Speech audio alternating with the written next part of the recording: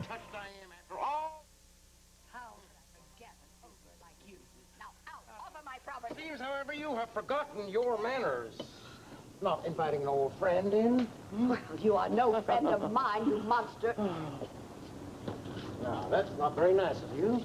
Look, I'm simply here for a little social intercourse. Hands off of me! I'm a big fan, you know, of helping out those who cannot help themselves. Langley, help! Langley, help! Oh, my dear, I'm afraid that Romy is taking Wendy's way down the drive. I'll have you arrested Nobody here but for us this. two chickens to do a little chit-chat. I'll have you arrested. Sit down now. Hand me, you brute! You shut your yip-yap and keep it that way. Oh, what are you doing? If you dare violate me, I'll have you in irons. No, it is not my intention to violate you, madam. Well, what do you want? I want neither fish, nor flesh, nor floating hair from you, madam of Pine Valley. Gee, no, you think there's go around riding roughshod over everybody in this town? Well, I have some news for you, Big Mama. Billy Clyde Tuggle is running the show here. Just turn your back and I'll open the safe and give you what you want. Sit down. Please, And don't. stop your whining. That is very unattractive. I want neither your worldies nor your goodies. I'm here to give you a piece of my mind about how you are wrecking your grandson's life. I beg your pardon. No, you can go and beg his pardon. Breaking up his marriage to Donna Beck. Whew. Let me tell you, Donna is one of the finest people that ever walked this earth. Ever walked Locust Street would be more correct. And you are so grand you stoop to bribery. Oh, nobody forced Donna to take my money. It was her own inbred greed that she chose the money instead of Chuck. That is your own inbred greed that you go around manipulating other people's lives, don't you? I've seen you do this. Who are you? Who are you to try and buy the dreams of lovers' tomorrows, huh? You are totally a woman without compassion. Influencing even the innocent. Donna's little daughter. How can you try and control her too, huh? This little child, who is she? Is she a little beetle bug you can squish, squash at your whim? Emily Ann? Yes, Emily Ann. Another innocent victim of your machinations. Poppycock, I want to tell you something. That child has wanted her mother to get back with her father for ages now. She adores him, she worships him, and well, she should. I tell you, Donna doesn't have a brain in her head if she doesn't understand that Benjamin is where she belongs. That man is a paragon, as a father, as a husband. The worst thing she ever did in her life was to leave Betty. That man, I tell you, he is a no-count gambling man. Who has no business even to call himself the father of Emily Ann. Emily Ann is the product of my honey still, and... Your honey still? What are you getting so vehement about? I get vehemently angrified whenever I think of the way you go around manipulating the innocent, especially these little people whom you seem to think that you have some kind of God's rule over. Well, let me tell you something, Mrs. Tyler. Oh, Wallingford. Wallingford, then. Let me tell you, the Judgment Day be right around the corner. We'll soon know all about you, so you might as well come clean. I would hate to see you face the Maker, sitting on a red-hot bed of coals for your past sins. Oh, that's enough of that blathering, you blithering idiot. Now, I want you out of this house now, do you understand? Out of the house, off of my territory, off of my property, or I'm going to call my grandson. Yeah. Call him on me. Go on. Call him on me. By the time he gets here, I will have shook the dust of Pine Valley off my sandals. Yeah, I shall have done that. Yeah. But when he gets here, you tell him about our visit. And you tell him the reason why. And don't you be like little Jack Horner, lest you get stuck between the hard place and the pie.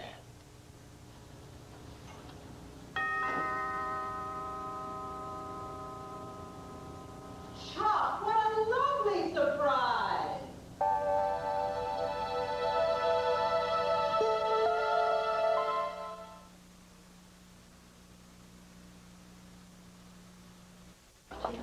Donna. There you go.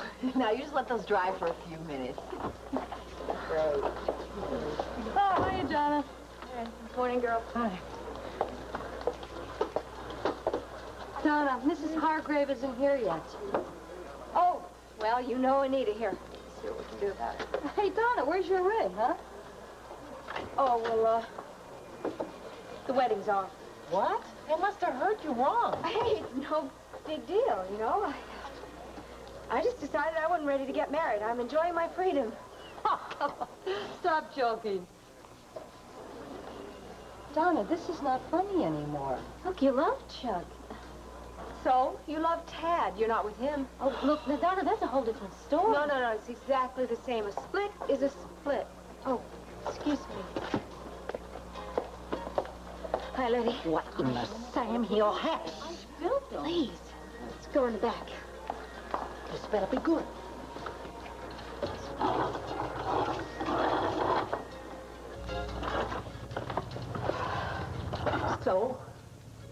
So I took Phoebe up on her offer. What offer? You remember the one she made a while back? Which you turned down? Yeah, well, I changed my mind.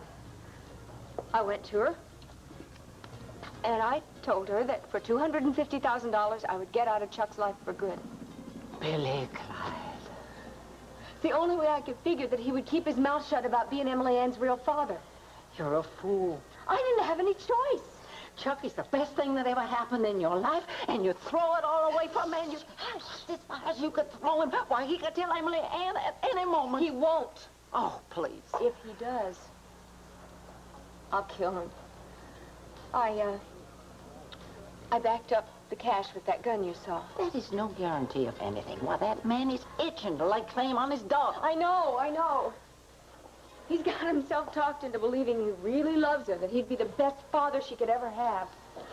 Matter of fact, I'm pretty sure that's exactly what he was about to tell her when I showed up at the room he's got at that sleazy Pinecone motel place. What was Emily Ann doing there?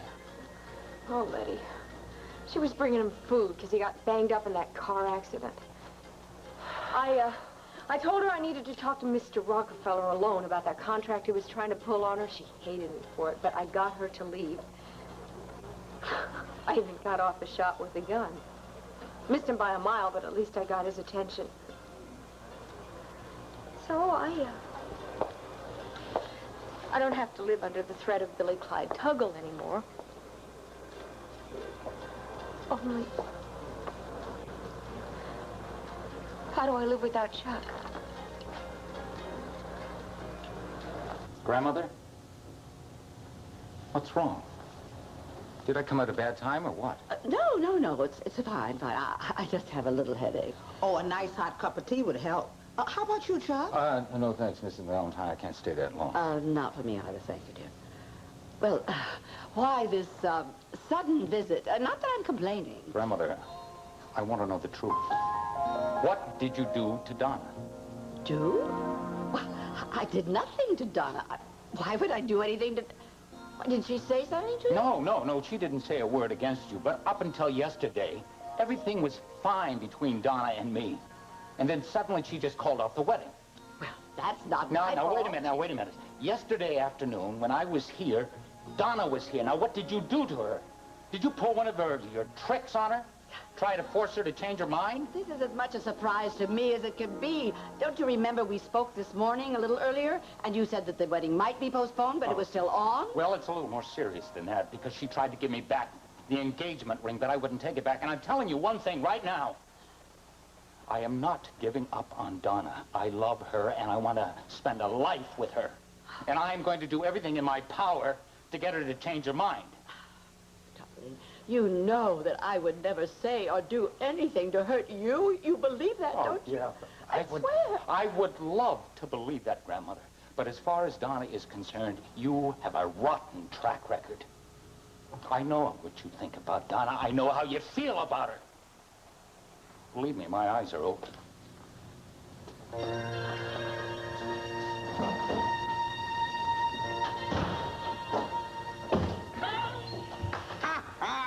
I've never heard so many lies coming out of one mouth in my life. You are good as that, I tell you. You better check the length of your nose in the mirror, woman. I've had it with you. I want you out of here now. Now you go out through those patio doors and you go out the back way, and don't you go near that driveway. He might still be there. Oh, don't worry. I want to get out of your presence just as much as that man did.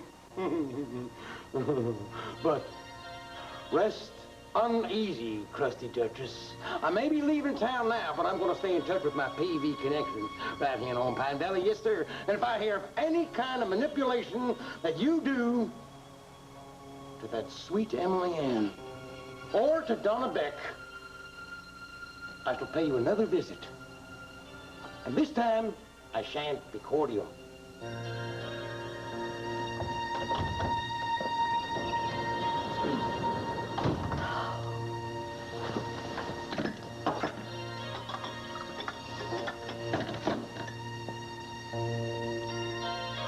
Thank you for holding my hand. What a friend's for. Well, friend, quiet time is over, and I am gonna just concentrate on the shop and business. And I'm gonna forget that I ever met Chuck Tyler.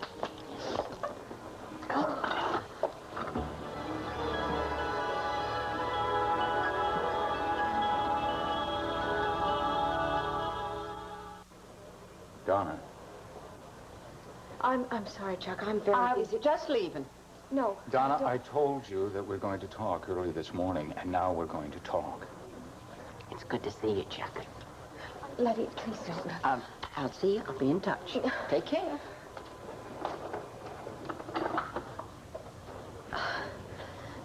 There's really nothing to talk about. I said my piece. Do you mind if I say mine? It won't make any difference. My mind is made up. Well, so is mine. I love you. And you love me. Now, I don't know what happened, but whatever it is, it made you change your mind, and I want to know what it was. I told you. You told me a lot of junk. Donna, I want the truth. That was the truth. Was it my grandmother? No. Did she have anything to do with it? No. The truth, Donna, please. Absolutely not. It was my decision and mine only. Well, I don't buy that. Not after what we have gone through these past few months, what we mean to each other. That can't change overnight. Something had to have happened. All right, fine. Now, I will tell you what happened. I came to the realization deep down inside that I didn't feel any commitment. I didn't want any commitment. Now, I'm sorry it took me so long to realize that, but at least it wasn't too late. What you're saying, those are just words, Donna. You don't mean that. Chuck, it would have been a big mistake for us to go through with... No, it wouldn't have been. It would have been the best thing that could ever happen to us. And it can still happen. All I want you to tell me the truth. You are looking for something that does not exist. It does exist, and I know it. And I know that our love exists. Donna, I know that neither one of us are foolish enough to throw that away. We have got a second chance in life. Do you know how many people in the world that doesn't happen to? We are lucky. Donna, I love you. I know. We belong together. Now, let's just take whatever the problem is and just put it on the table. Come on, let's deal with it. Honey, when Billy Clyde came to town, we dealt with that problem. It was that evil that he brought with him that we dealt with, and we worked it out. And we can work this thing out. We can do anything in the world that we want as long as we are together. You know, it really seems to me here that... It seems to me that you are missing something very basic. I do not want to settle down, not with you, not with anybody. I enjoy my freedom, and I sure don't want to recapture the past. That is over and done with. And I'll tell you one more thing. I am sick and tired of you hammering away at me. I wish you'd just leave me alone. Come on, what you say doesn't make any sense. Really? That's funny. It makes perfect sense to me. You just don't seem to be able to get it through your head that there's something more I want to do in this world than be your sweet little wifey. Well, I am sorry to have to knock the pins out from under your male pride, but that's the way it is. And if you can't handle it, buddy, that's tough. This isn't you. Maybe you've just never known the real me. Now you do. Well, congratulations. I think your message finally got through. Hey!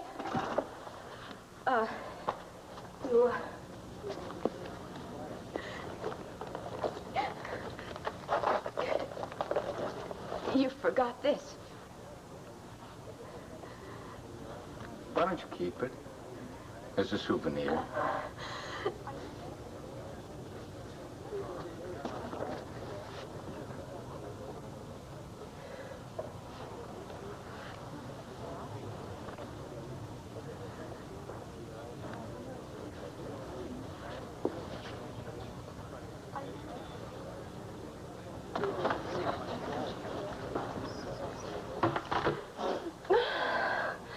Donna, honey.